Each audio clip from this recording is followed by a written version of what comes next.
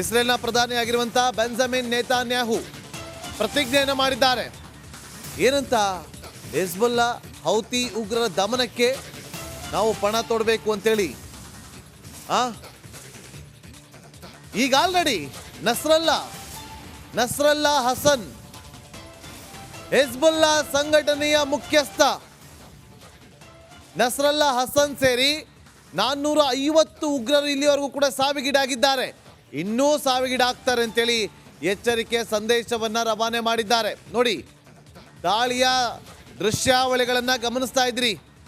ಗಾಜಾದ ಮೇಲೆ, ಗಾಜಾ ಪಟ್ಟಿಯಲ್ಲಿರುವಂಥ ಮಸೀದಿಗಳು, ಅವರ ಅಡಗುತಾಣಗಳು ಎಲ್ಲದರ ಮೇಲೂ ಕೂಡ ಟಾರ್ಗೆಟ್ ಮಾಡಿ ಅಟ್ಯಾಕ್ ಅನ್ನ ಮಾಡ್ತಾ ಇರುವಂತ ಇಸ್ರೇಲ್. ನೋಡಿ, ಇವತ್ತು ಒಂದು ಅಚ್ಚರಿಯ ಬೆಳವಣಿಗೆ ಆಗಿದೆ. ಪ್ರಮುಖವಾದಂಥ ವಿಚಾರ, ಈ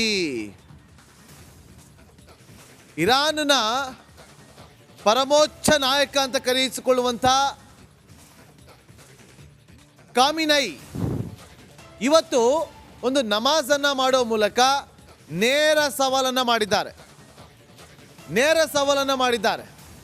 ಇರಾನ್ನ ಪರಮೋಚ್ಚ ನಾಯಕ ಖಾಮಿನೈ ಎನ್ನುವ ವ್ಯಕ್ತಿ ಬಹಿರಂಗವಾಗಿ ನಮಾಜನ್ನು ಮಾಡೋ ಮೂಲಕ ನಮ್ಮ ಟಾರ್ಗೆಟ್ ಇಸ್ರೇಲ್ ಅಂತ ಹೇಳಿ ಆತ ಒಂದು ಸಂದೇಶವನ್ನು ಕೂಡ ಕೊಟ್ಟಿದ್ದಾರೆ. ಸೊ ಈಗ ಲೆಬನಾನ್ ಮೇಲೆ ಇಸ್ರೇಲ್ ಮಧ್ಯೆ ಭೀಕರ ಕಾಳಗ ಮುಂದುವರೆದಿದೆ. ಕ್ಷಣಕ್ಕೂ ಕೂಡ ಯುದ್ಧದ ತೀವ್ರ ಸ್ವರೂಪವನ್ನು ಪಡಿತಾ ಇದ್ದು, 3ನೇ ಮಹಾಯುದ್ಧದ ಕಾರ್ಮೋಡ ಕೂಡ ಆವರಿಸಿದೆ. ಇದು ಒಂದು ಕಡೆ ಆದರೆ, ನಾನು ಅಲ್ಲಿ ಹೇಳ್ತಾ ಇದ್ನಲ್ಲ, ಇರಾನ್ನ ಪರಮೋಚ್ಚ ನಾಯಕ ಅಂತ ಕರೆಸಿಕೊಳ್ಳುವಂಥ ಖಾಮಿನೈ, ಅಯಾತುಲ್ಲಾ ಖಾಮಿನೈ, ಆತ ನಮಾಜನ್ನು ಮಾಡಿ ಆಫ್ಘಾನಿಸ್ತಾನದಿಂದ ಹಿಡಿದು ಇರಾನ್ನವರೆಗೆ, ಇರಾನ್ನಿಂದ ಹಿಡಿದು ಗಾಜಾದವರೆಗೆ ನಮ್ಮ ಎಲ್ಲ ಮಿತ್ರ ದೇಶಗಳು ನಮ್ಮ ಟಾರ್ಗೆಟ್ ಇಸ್ರೇಲ್ ಅಂತ ಹೇಳಿ ಒಂದು ಸಂದೇಶವನ್ನು ಕೂಡ ಕೊಟ್ಟಿದ್ದಾರೆ. ಸೊ ಈಗ ಬೆಂಜಮಿನ್ ನೇತಾನ್ಯಾಹು ಅವರು ನಾಮಾವಶೇಷವೇ ನಮ್ಮ ಗುರಿ ಅಂತ ಹೇಳಿ ಒಂದು ಸ್ಪಷ್ಟ ಸಂದೇಶವನ್ನು ರವಾನೆ ಮಾಡಿದ್ದಾರೆ, ಒಂದು ಪಣ ತೊಟ್ಟಿದ್ದಾರೆ. ಹಿಜ್ಬುಲ್ ಬಂಡುಕೋರರು ಹೌತಿ ಉಗ್ರರ ದಮನಕ್ಕೆ ಪಣ ತೊಟ್ಟಿದ್ದಾರೆ. ಯಾಕೆಂದರೆ ಮೊನ್ನೆ ಹಿಜ್ಬುಲ್ ಅಟ್ಯಾಕ್ ಮಾಡ್ತು ಟೆಲ್ ಅವೀವ್, ಜೆರುಸಲೆಂನ ಅಕ್ಕಪಕ್ಕದ ಪ್ರದೇಶಗಳ ಮೇಲೆ. ಯಾವತ್ತೂ ಕೂಡ ಉಪಯೋಗ ಮಾಡದಂಥ ಇರಾನ್ ಮೊಟ್ಟ ಮೊದಲ ಬಾರಿಗೆ ಸೂಪರ್ಸೋನಿಕ್ ಮಿಸೈಲ್, ಅದ್ಯಾವುದು ಫತಹ್ 1 ಫತಹ್ 2 ಅನ್ನುವ ಮಿಸೈಲನ್ನು ಉಡಾವಣೆ ಮಾಡಿತ್ತು. ಐರನ್ ಡೋಮ್ಗಳ ಕಣ್ತಪ್ಪಿಸಿ ಬಂದು ಟಾರ್ಗೆಟ್ ಅನ್ನು ರೀಚ್ ಮಾಡಿತ್ತು, ಟಾರ್ಗೆಟ್ಗಳನ್ನು ಹುಡಿಸ್ ಮಾಡಿತ್ತು. ಫತಹ್ 1 ಫತಹ್ 2 ಅನ್ನುವ ಸೂಪರ್ಸೋನಿಕ್ ಮಿಸೈಲ್ಗಳು.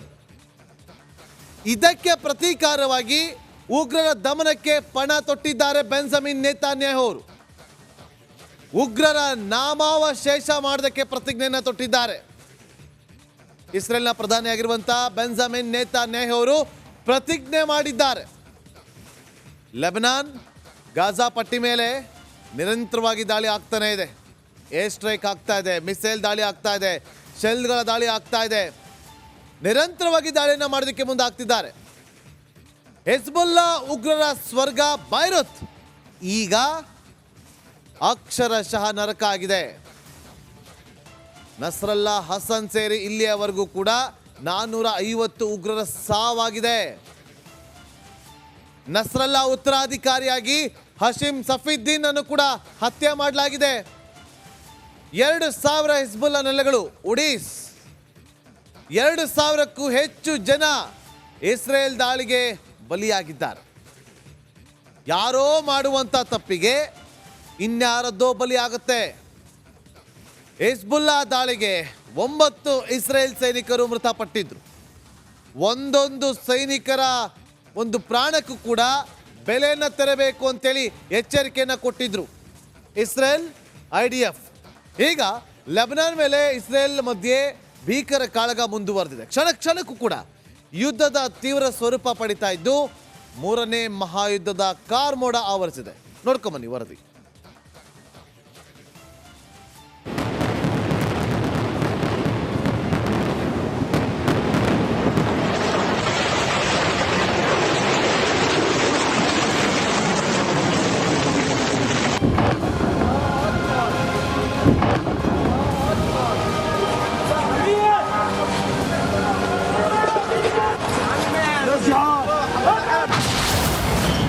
ಹಿಜ್ಬುಲ್ ವಿರುದ್ಧ ಯಹೂದಿಗಳ ಸಮರ. ನರಕ ಕೂಪವಾಗಿ ಬದಲಾಗ್ತಾ ಇದೆ ಉಗ್ರರ ಸ್ವರ್ಗ. ಹಿಜ್ಬುಲ್ ಉಗ್ರರ ಸ್ವರ್ಗವಾಗಿದ್ದ ಲೆಬನಾನ್ ಬೈರುತ್ ಇದೀಗ ಅಕ್ಷರಶಃ ನರಕ ಕೂಪವಾಗಿ ಬದಲಾಗ್ತಾ ಇದೆ. ನಗರದ ಮೇಲೆ ನೇತನ್ಯಾಹು ಪಡೆ ನಿರಂತರ ದಾಳಿ ನಡೆಸ್ತಾ ಇದೆ. ವೈಮಾನಿಕ ಕ್ಷಿಪಣಿ ದಾಳಿಗಳಿಂದ ನಡೆಸಿ ಉಗ್ರರ ದಮನ ಕಾರ್ಯದಲ್ಲಿ ಇಸ್ರೇಲ್ ತೊಡಗಿದೆ. ಇಸ್ರೇಲ್ ಪ್ರಧಾನಿ ನೇತನ್ಯಾಹು ಶಪಥ ಮಾಡಿದಂತೆ ಇಸ್ರೇಲಿ ಪಡೆಗಳು ಉಗ್ರರ ನಾಮಾವಶೇಷ ಇಲ್ಲದಂತೆ ಮಾಡೋದಕ್ಕೆ ಹೊರಟಿದ್ದಾರೆ. ಒಂದ್ ಕಡೆ ಗಾಜಾಪಟ್ಟಿಯ ಜೊತೆ ಲೆಬನಾನ್ ಹಾಗೂ ಸಿರಿಯಾದ ಉಗ್ರರ ನೆಲೆಗಳ ಮೇಲೂ ಐಡಿಎಫ್ ದಾಳಿ ಮಾಡ್ತಾ ಇದೆ. ಈ ಸಮರಕ್ಕೆ ವಿಶ್ವದ ದೊಡ್ಡಣ್ಣನು ಎಂಟ್ರಿ ಕೊಟ್ಟಿರೋದು ಇಸ್ರೇಲಿಗಳ ಆತ್ಮವಿಶ್ವಾಸ ಮತ್ತಷ್ಟು ಹೆಚ್ಚಿಸಿದೆ. ಬೈರುತ್ನ ದಕ್ಷಿಣ ಉಪನಗರಗಳಲ್ಲಿ ಸತತವಾಗಿ ಇಸ್ರೇಲಿ ಪಡೆಗಳು ದಾಳಿ ಮಾಡಿವೆ.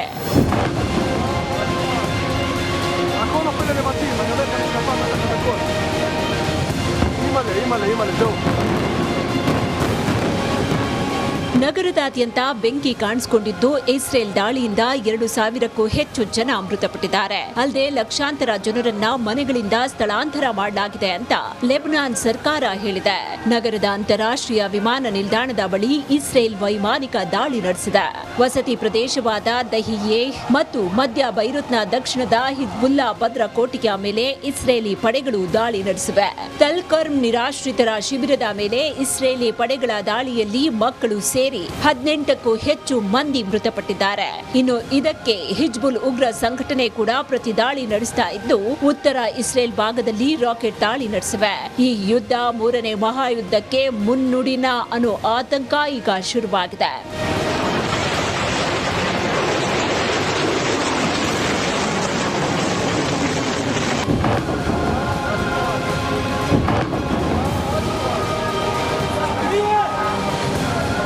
Bureau report, republic Kannada. 150 ಸುದ್ದಿ, 120 ಇಂಪ್ಯಾಕ್ಟ್. ಸೂಪರ್ 3 ಇಲ್ಲೇ ಡ್ರಾ, ಇಲ್ಲೇ ಬಹುಮಾನ. ಮಾಧ್ಯಮ ಇತಿಹಾಸದಲ್ಲೇ ಮೊದಲು ಪರಿಹಾರ ಪತ್ರಿಕೋದ್ಯಮ.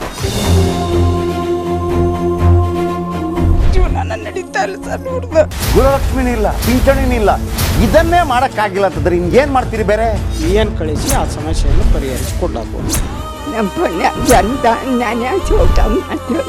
ಒಬ್ಬ ಅಜ್ಜಿ, ಅವರು ವಿಕಲಚೇತನರು, ಯಾರ ಹತ್ರ ಹೇಳೋದು? ನಿನ್ ಪ್ರಾಬ್ಲಮ್ ಏನಪ್ಪಾ ಅಂತ ಕೇಳೋದಕ್ಕೆ ಯಾರು ಇಲ್ವಲ್ಲ. ಆಗ ನಾವಿರ್ತೀವಿ. ನಾವಿರೋದೇ ನಿಮ್ಗಾಗಿ. ನಾನು ಇರುವವರೆಗೆ, ಅವರು ಇರುವವರೆಗೆ 1,000 ರೂಪಾಯಿ ತಿಂಗಳು ಆಗ್ತೀನಿ. ಆದ್ರೆ ಈ ಕೆಲಸ ಇದೆಯಲ್ಲ, ಯಾವತ್ತೂ ಕೂಡ ಶಾಶ್ವತವಾಗಿ ನಮಗೊಂದು ಒಳ್ಳೆ ನೆನಪನ್ನು ಕೊಡುತ್ತೆ, ನಮ್ಮನ್ನು ಕಾಪಾಡುತ್ತೆ. 24 ಗಂಟೆಯಲ್ಲಿ ಅವರ ಬದುಕು ಬದಲಾಗಿ ಹೋಯಿತು. ನಾವು ರಿಪಬ್ಲಿಕ್ ಕನ್ನಡ, ನೇಷನ್ ಫಸ್ಟ್. ಸಮಾಜ ನಮಗೆ ಬಹಳ ಮುಖ್ಯವಾಗಿರುತ್ತೆ. ನಾವು ಆ ಜಾತಿ ಈ ಜಾತಿ ಅಂತ ನೋಡೋದಿಲ್ಲ. ಸಮಾಜದ ಕಟ್ಟ ಕಡೆ ವ್ಯಕ್ತಿ ಯಾರಿರ್ತಾನೆ, ಅದು ಯಾವುದೇ ಜಾತಿಯವನಾಗಿರ್ಬೋದು, ಯಾರು ಕಷ್ಟದಲ್ಲಿದ್ದಾನೆ ಅವನ ಪರವಾಗಿದ್ದಾನೆ.